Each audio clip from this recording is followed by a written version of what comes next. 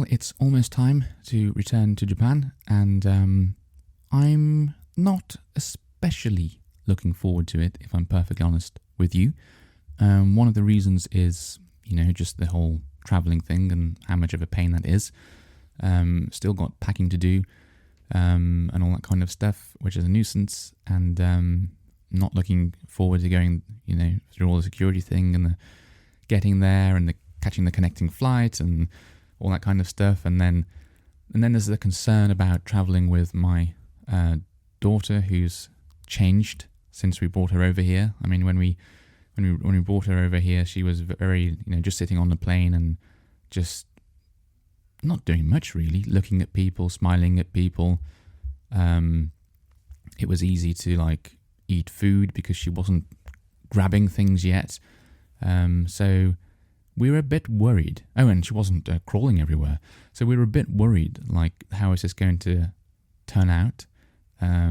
Is she going to just, want to crawl everywhere all the time? Because she doesn't seem to like sitting down for a long amount of time at the moment. Well, sitting down, just doing nothing. She just loves crawling, exploring, grabbing things. So there's that concern, obviously, but that only lasts for the duration of the journey, doesn't it? That's not forever, so that's a small thing. I suppose the other side of it is, after almost 3 months in England, you sort of get used to a different style of life, and it's been nice spending so much time with my family, and also letting them see my daughter and letting them spend time with my daughter as well has been nice, and my wife, because no one's had the opportunity to spend much time with her either. So that's been really nice, and it's been nice. I suppose it's been nice talking English again, to be perfectly honest. Just be able to have fluent conversations with everyone has been really good.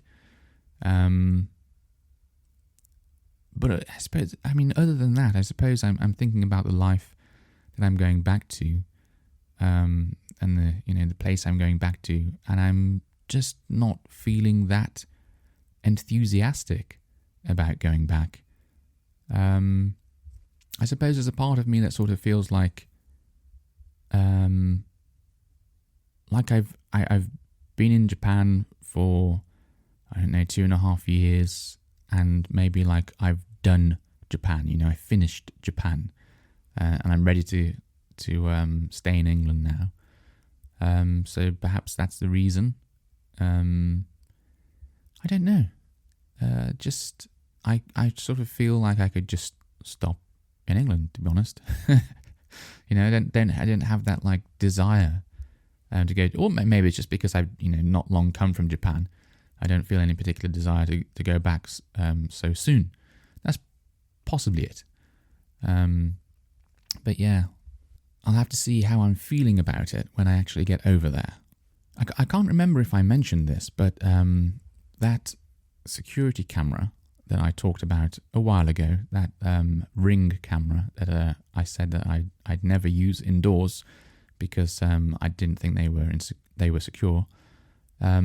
We ended up using that just to, I just set it up sort of for fun, really, just to look inside our house when we were look inside our flat when we were staying in England.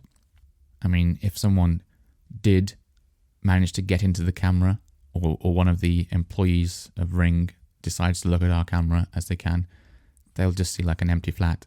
So I'm not too bothered about that. But I tell you what, it was really weird. It was really strange, flying all that distance to England and then being able to look at this live video feed of that sort of whole life, that whole experience, the whole, not the whole country. I could only see, a small amount of my flat in Japan. But that image of the inside of the flat is tied to everything over here for me. It's it is the whole experience of life over here and the whole country and everything. So yeah, it was like a window into a parallel dimension or something weird like that. in one sense, like coming back to England is like coming back to my old life, and leaving the previous one, the life in Japan, behind. But then to have that like live video I could look at and just see like, no, it's there. It's still all there. It was a strange feeling. I don't know if anyone listening to this podcast has ever done anything like that. But I suppose there is some like weird, I don't know, like your mind has trouble dealing with this like almost like split existence. You know, you've got your existence in England and all the language, the culture, the food, the friends, the family connected to that. And then when you move to another country, it just stops and goes away. And then the same thing happens. You have a new existence in a new country with new friends and family. Well, I don't really have friends over here, but you know. And new food and new culture and new language and everything. And that one starts. So you can never mix the two together. Well, you can. You can get, you know, your friends or family can come over to visit this new country, and then the two get mixed together, and that in itself feels really weird. But like, I mean, you can never bring Japan into England or England into Japan, and that would just be weird. So your mind sort of deals with it as like that sort of life has finished, and there's like a separate box to put it in, and this new life has started, and there's a new box that goes in. So being able to, you know, go back into the old sort of box of England, you know, that old life, but then have that live video feed back to the new life in Japan. It's just a really weird feeling. I can't remember how many times I ended up looking at this video feed, but I think I did look at it quite a few times, which is surprising, really. I mean, considering it never changed. I mean, it did change. You could, you know, sometimes it was dark and sometimes it was light. But apart from that, it was the same like picture all the time, the same angle. I suppose maybe part of me was looking just to be just to check everything was fine. You know, no fires had broken out in the flat. No one had broken in and stolen anything. Maybe another part of me was just like looking at the old life I'd left behind from a distance, from a very far distance, over 6,000 miles away, I think, and just finding it hard to believe that I'd done all that. It's amazing how quickly, when you